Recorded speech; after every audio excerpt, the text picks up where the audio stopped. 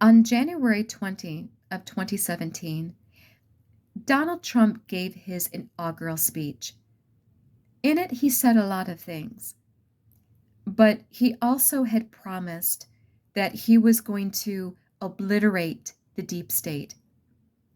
And I believe that the deep state took that as an act of war. In another video, in a separate video, I'm going to talk about the things that they've done to him since then. But for the purposes of this one, I just want to talk about the assassination attempt against Donald Trump on Saturday in Pennsylvania. I am still flabbergasted and floored that the Director of Secret Service, Kimberly Cheatle, is still at her post and that she has remained in her position. How she has not tendered her resignation is beyond me. She should have the decency to resign. If not, she should be fired.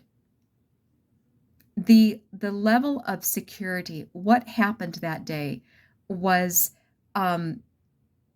it was just catastrophic incompetence. They knew that a suspect, a suspicious individual, was on the grounds an hour before the event. He was spotted with a rangefinder, with a backpack, with a ladder, and with a rifle. They played a cat and mouse game with this kid. And yet, they allowed the event to continue. They knew before Trump even took the stage that there is an active shooter on the grounds, an imminent threat to his life and to the lives of the rally goers there. You know, they say, Cheatle said in an interview, and I'm sure by now most people have heard it, that she failed to secure the rooftop because it was a sloped roof. I should think that those boys in Secret Service are skilled and trained enough to handle an angled rooftop, first of all. Secondly, from the images I have seen, it appears that they are already on an angled rooftop. They seem like they're already perched on a sloped roof, the rooftop opposite from where the shooter was, and also the shooter, who is going to continue to remain unnamed as to not to give him credit or fame. He had no problem with this sloped roof. But then the fact that he was able to fire off 8 shots, 8, before being taken out and taken down. He could have killed Trump and 7 other persons. Already one person never made it home, and it is such a tragedy to his family. Trump himself was rescued and was saved only by divine providence.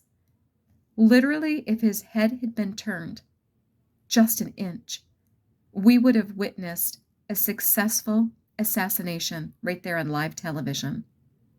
It is egregious. It is almost unbelievable that Cheatle is still in her position and that the failure of the Secret Service that day, on so many other levels as well. You know, if this had been an assassination attempt against Joe Biden, the news outlets all over the place would be demanding answers, and they would not let it stop, and they would not let it drop. But it was an assassination attempt against Donald Trump, and from what I've seen, he's under a different set of rules.